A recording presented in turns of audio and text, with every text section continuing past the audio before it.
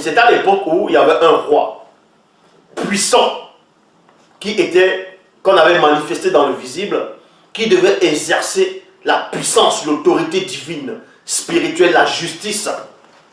Et c'est à l'époque où une grande partie du peuple non initié a commencé à adorer cette statuette que Boussi avait élevée à son époque. On commençait à adorer, à rendre, faire des sacrifices devant ce symbole-là, devant ces statuettes-là. Et on voit l'histoire dans 2 Rois, chapitre 20, verset 10, dans Bible. Il est dit, il fit pendant sa vie terrestre. Le il là, c'est qui? C'était un roi. Son vrai nom, c'était Wemba Nginya. Et vous appelez ce roi, ce nom-là, dans les Bibles actuelles classées sous le nom d'Ézéchias. Le roi Ézéchias. Mais son vrai nom, c'est le roi Wemba Nginya. Son vrai nom, c'est Wemba Nginya. On dit, pendant sa vie terrestre, il fit disparaître tous les hauts lieux, brisa les statuettes, abattit les idoles et mit en pièces le Weya. Parce que Weya, ça veut dire séraphin. Donc, le vrai nom du séraphin, c'est Weya. Donc, avait mis en pièces le Weya brelan, serpent dragon, séraphin brelan, que Boussi avait fait. Car une grande partie du peuple non initié de Tombo-Nebila avait jusqu'alors brûlé des parfums devant lui. On l'appelait Ketele Eye. Ketele Eye. Et quand vous lisez dans les Bibles classiques actuelles, on vous dit que l'histoire de ce roi-là, les actes de ce roi, comment il était vaillant, comment il a montré son courage. On retrouve ça dans les actes de roi de Juda. Les actes de roi de Juda. Mais quand vous parcourez dans les Bibles actuelles classiques, vous trouvez les actes de roi de Juda où on parle l'histoire de ce roi-là, comment il était courageux. En quel moment il était courageux? On parle de son courage, ouf. Quel est le lien avec le serpent des reins? Quel est le lien avec le symbole pharmaceutique? Quel est le lien avec le symbole de corps médical? Quel est son lien avec Apollon, avec Hippocrate, avec Hygie, avec Ascalapios? Quel est le lien? Vous allez voir que ce roi Ézéchias, dont vous appelez dans la Bible actuelle, a un grand lien avec le symbole pharmaceutique, du pourquoi ils sont allés dans les laboratoires maintenant pour créer les vaccins, des vaccins bizarres pour inoculer ça aux Noirs, pour détruire le peuple noir. Vous allez comprendre le lien qu'il y a entre ce roi-là, le roi Wemba Nginya, dont vous appelez Ézéchias, et ce qui se passe maintenant, les dons de sang, les opérations ratées, exprès, on paralyse les gens, on enlève les organes, on fait les dons de sang. Vous allez comprendre le lien avec ce roi-là. Ça, c'est dans les actes de roi de Soma. Mais dans les Bibles actuelles classiques, vous n'allez pas voir cela. Parce qu'ils ont fait exprès pour enlever ça. C'est la vraie histoire de ce roi. Mais, l'Oba est toujours loué. La vraie histoire de ce roi, c'est dans la Bible. On va vous lire son histoire, le lien maintenant, qui vous donne le lien. Les actes des rois de Soma, chapitre 3, verset 9 à 19.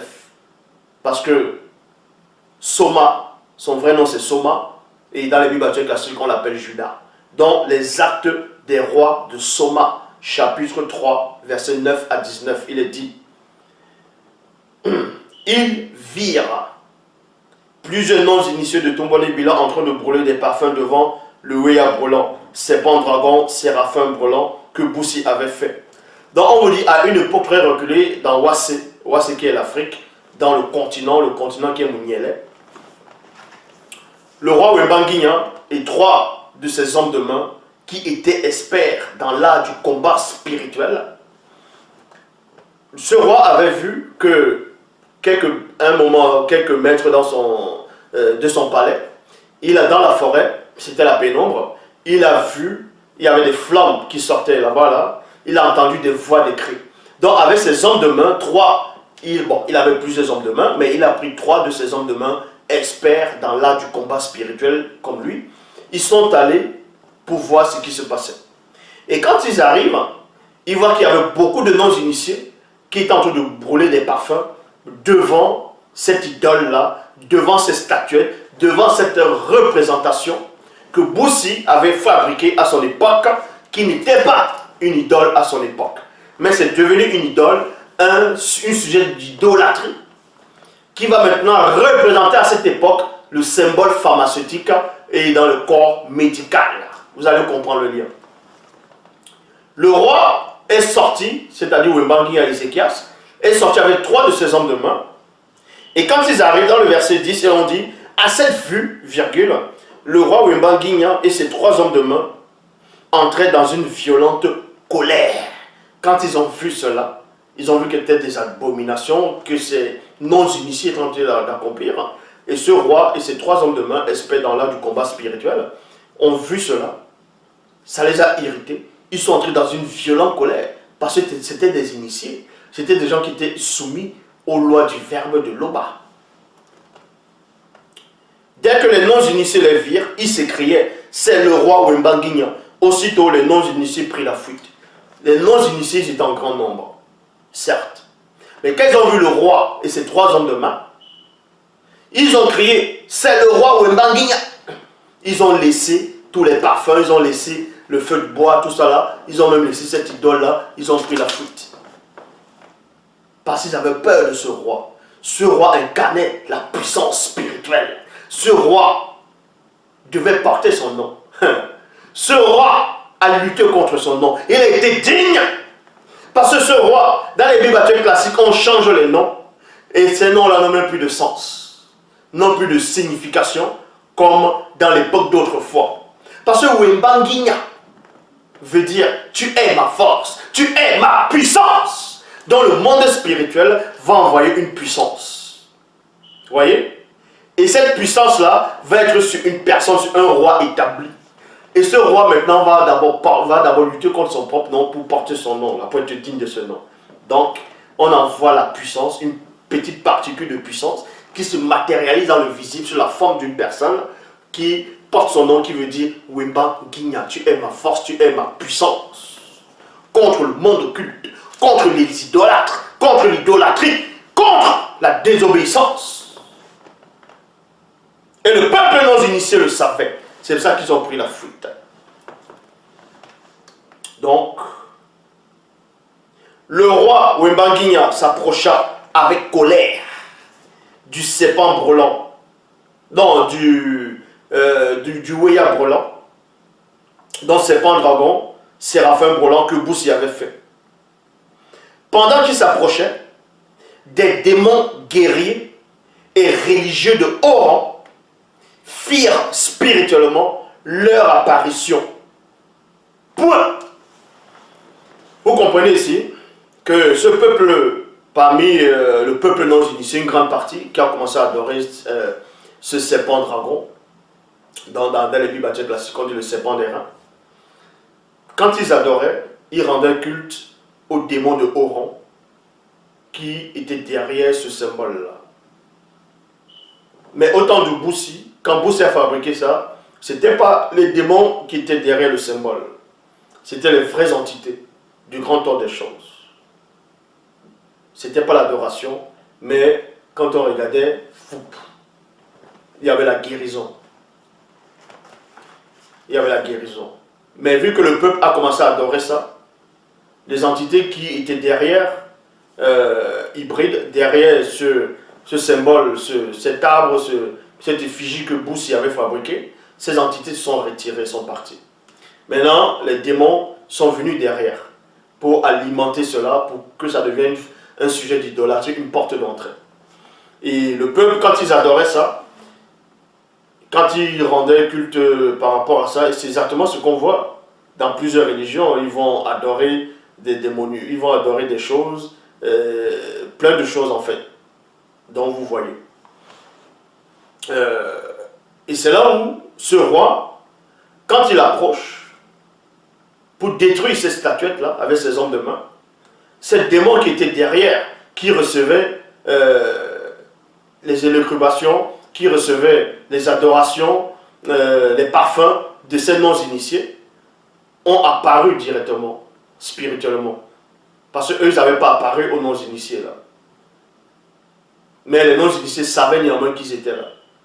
Parce que le roi Wembangui a été terriblement puissant et ces démons ont fait leur apparition. C'était les démons religieux et les démons guéris de haut rang. Et parmi ces démons-là, je dis bien, je répète, parmi ces démons-là de haut rang, figurait celui dont vous appelez maintenant sous le nom d'Apollon, Ascalapios, Igi et les autres déesses et dieux que Hippocrate vénère, adorait. Parce que lui-même c'était un adorateur. C'était un idolâtre, Hippocrate. C'est ça, ces démons de haut rang. Et on vous dit maintenant, vous allez comprendre le lien plus tard. Alors, Wembangui et ses 3 hommes de main sortirent spirituellement hors de leur corps physique, puis ils se lancèrent spirituellement sur les démons guéris de haut rang, sur les démons guéris et religieux de haut rang. Le combat fut rude. On vous dit qu'ils sont sortis de leur corps. Imaginez dans l'Afrique ancestrale, en pleine forêt, dans la pénombre, le combat spirituel. Ils sortent de leur corps. En sortant de leur corps, ce n'était pas de la sorcellerie. Ce n'était pas la projection astrale ou le voyage astral que des sorciers faisaient. Eux là, ils avaient le droit. Parce que c'était des initiés. Exactement comme l'Akisabé, dont vous appelez Jean, quand il était dans les bibliothèques classées à l'île de Patmos, il est sorti de son corps. Nguigna, qui est Ézéchiel, était aussi sorti de son corps pour voir l'idolâtrie qui se passait en Israël, ainsi de suite. Donc vous comprenez par là que le roi Wembangui, dont vous appelez Ézéchias, et ses 3 hommes de main, experts dans l'art du combat spirituel, eux, ils avaient la faculté, ils étaient initiés par l'entité qui guide, qui intronise les initiés, c'est-à-dire Moutatedi. Donc, ils avaient l'art de la sortie. Les initiés savaient facilement sortir de leur corps. Et ce n'était pas de la magie ou de la sorcellerie. Pour combattre spirituellement. Donc, quand ils tombaient, celui que vous appelez Paul dit, nous n'avons que vous devez lutter contre les esprits, contre les forces occultes, tout ça. Vous pensez qu'il s'adressait à qui? Puisque eux, il dit, au reste, fortifiez-vous. Parce qu'il y a certaines personnes, ils s'adressent à une catégorie des gens qui pouvaient sortir facilement de leur corps pour lutter spirituellement contre les forces occultes. Donc on vous dit le combat fut rude. Les sorciers, sorcières et prophètes des environs ressentirent les effets de la bataille. On vous dit dans les environs, il y avait des sorciers de haut rang, des sorcières de haut rang, les nécromanciennes. Dans la sorcellerie, il y a plusieurs branches. Et aussi, il y avait aussi des Batopéda, on dit, des prophètes de haut rang qui ont ressenti l'effet de la bataille qui se déroulait. Mais le roi Wembangui et ses 3 hommes de main prit le dessus sur les démons. Point. Ces démons guerriers et religieux de haut rang ne pouvaient résister à la formidable puissance spirituelle du roi Wembangui et ses 3 hommes de main. Donc il y a une défaite cuisante à cette époque-là, administrée par le roi Wembangui, dont vous appelez Ézéchias dans les bibliothèques classiques. Et ces 3 hommes de main espèrent aussi dans l'art et du combat spirituel.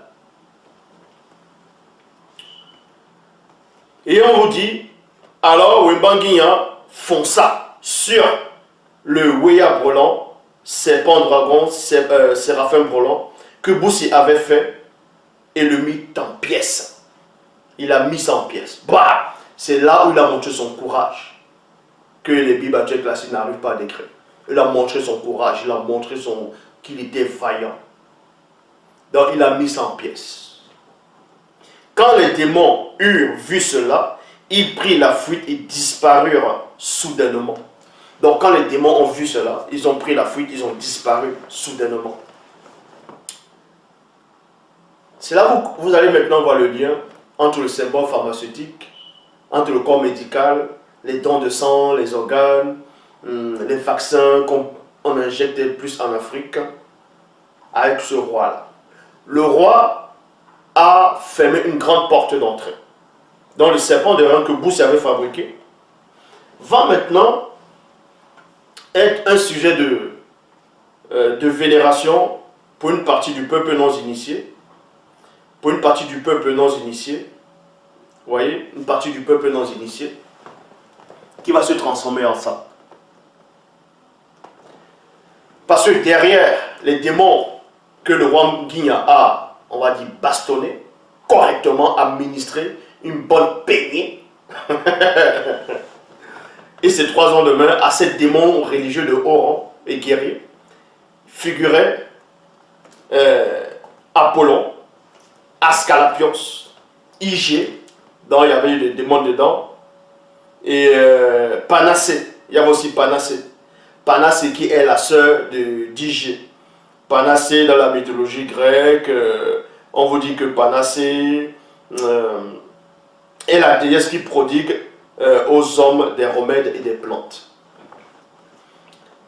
Donc, dans la biographie, dans l'histoire du serment d'Hippocrate, tous les démons guerriers et de haut rang religieux que Hippocrate, le sorcier, dont dit le père de la médecine, va invoquer par son serment, c'était ces démons-là que le roi Wembangui et ses 3 hommes de main ont bastonné spirituellement. Ils ont pris la fuite.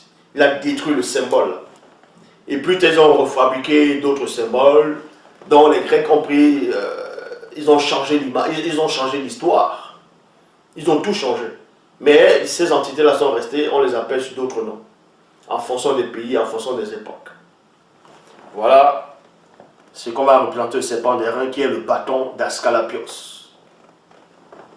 Le bâton d'Ascalapios, qui vont utiliser dans les symboles pharmaceutiques, dans les hôpitaux, ainsi de suite, comme médical. Et ensuite, comme je vous ai montré, la coupe d'Hygie.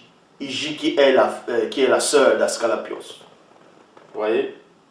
Hygie qui est la sœur d'Ascalapios. Et le serpent là, c'est une couleuvre qui va, comme j'ai dit au début, qui va représenter un patient qui va boire du vin, le vin rouge. Dans le vin là, c'est toujours du sang. C'est le sang de la gorgone. Ici là, une autre démon de haut rang religieux.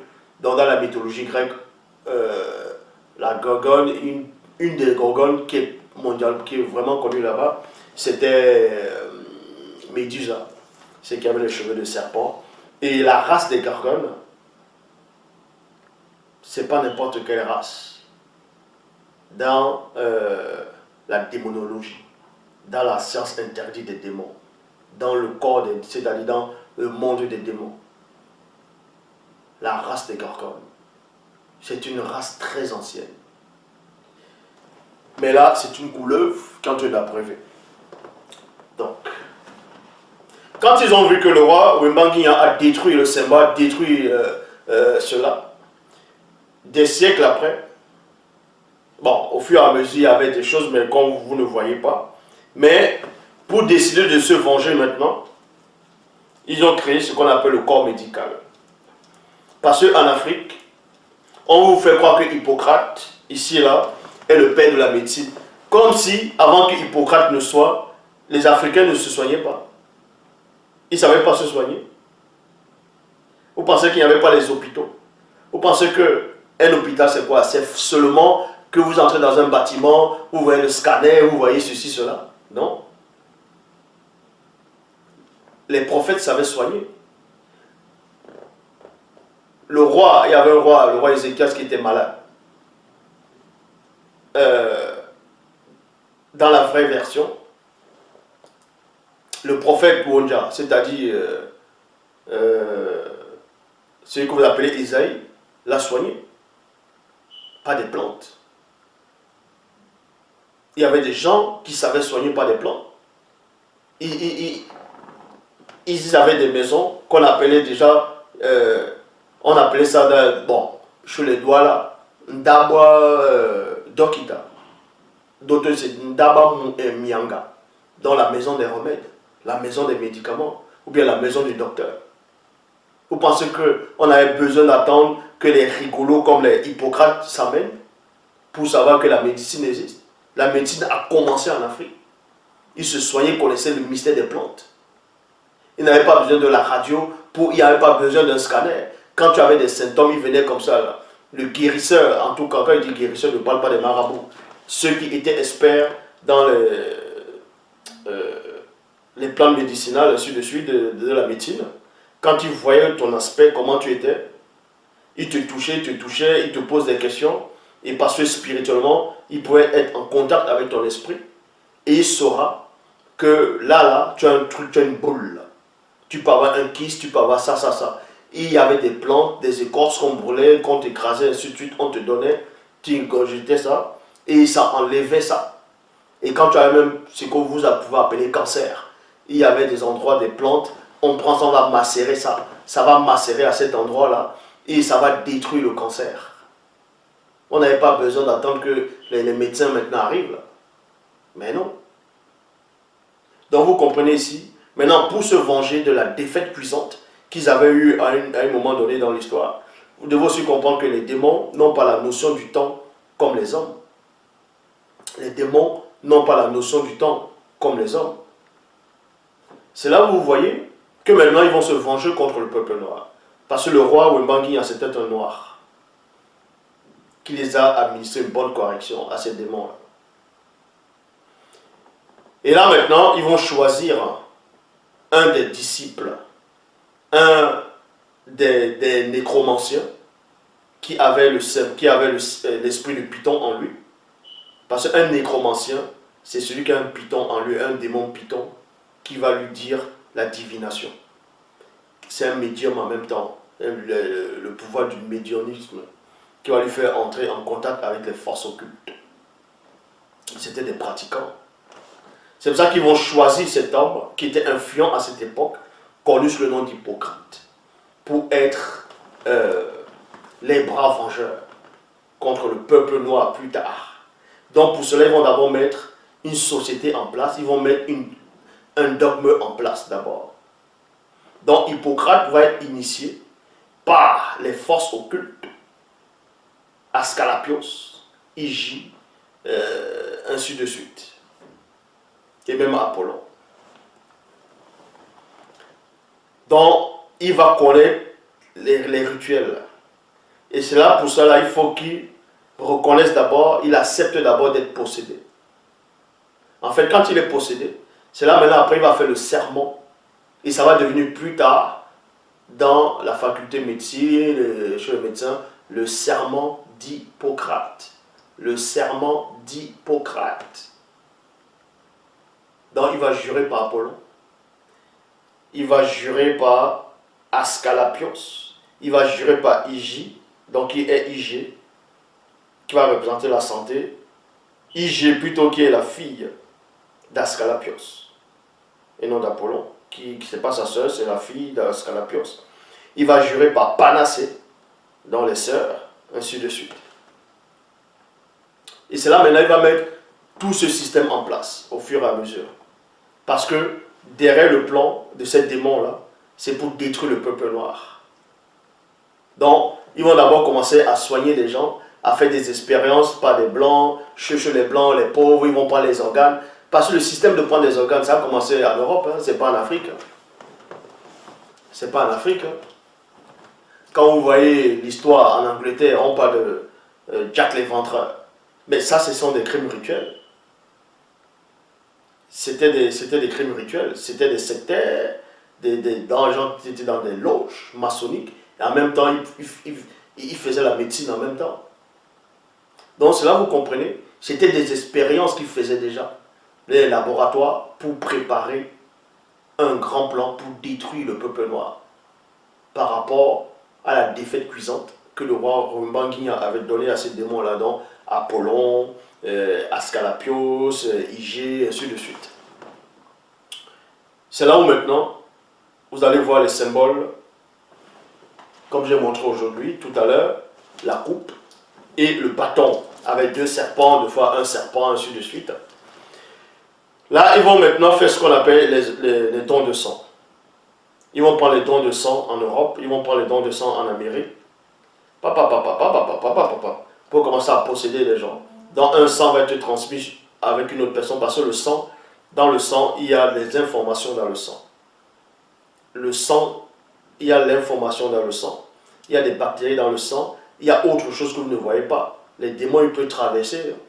Ils traversent le sang, ça se contamine, ça traverse. Donc on prend le sang de telle personne, on va mettre. Visiblement, le médecin va vous dire, non, le sang il est propre, il n'est pas contaminé. On a nettoyé le sang. Mais dans le plan spirituel ou astral, le démon est derrière. Donc on vous met le sang d'une autre personne. Bah, le démon il entre. Maintenant ils vont se concentrer en Afrique. Ils vont créer des vaccins, inventer des vaccins pour que ce soit obligatoire pour vacciner les enfants. Et les journalistes qui sont là, les médias qui n'ont pas de connaissances, ils vont dire non, eux-mêmes c'est des vendus. Ils ne savent rien du tout de la spiritualité. Ils vont dire non, que les vaccins c'est bon pour soigner les gens. En plus les blancs le font gratuitement, donc ils sont bons. Ils sont là, ils rigolent sur les plateaux, qu'il y en a qui disent que le vaccin c'est pas bon. Vous savez ce qu'on vous vaccine? Est-ce que vous lisez les ingrédients qui sont derrière? Qui sont dedans? Non. Donc, ils vont aller faire les vaccins Ebola. Ils vont inventer les trucs Ebola. Ils vont inventer comment ça s'appelle? Ils vont inventer le vaccin Ebola, ils vont inventer la grippe aviaire, ils vont inventer le sida. Ils vont dire non, ça vient des animaux, ça vient de tel endroit en Afrique, ça a commencé là en Afrique. D'autres vont dire ça a commencé en Amérique, par ceux qui couchent avec les hommes, là, hommes avec hommes, ces abominations-là. Vous voyez? Le seul but, c'est de détruire l'Afrique. Vous allez voir les gens comme les Bill Gates, ils vont faire les campagnes de vaccination. On va dire, ah, Bill Gates est gentil, c'est quelqu'un de bien. Mais vous pensez que c'est gratuit? On est en train d'inoculer du venin aux enfants.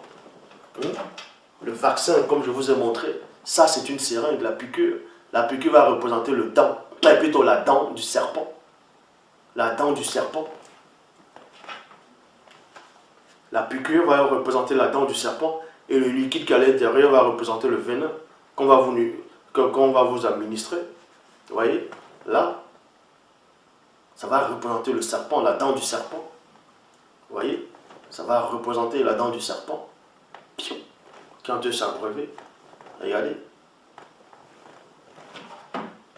Vous pouvez aller sur internet, hein. Ceux qui ont des seringues, vous pouvez voir. Vous voyez que c'est pointu. Et il y a un trou. C'est là où le liquide sort. C'est pareil comme la dentition du serpent. Vous voyez les crocs du serpent, le serpent venimeux. La dent, vous voyez, la dent du serpent est pointue. Et là, vous allez voir un trou. C'est là où le venin sort. C'est ça la représentation de la dent du serpent. Et on vous injecte ça. Vous ne savez pas. Vous tombez dedans.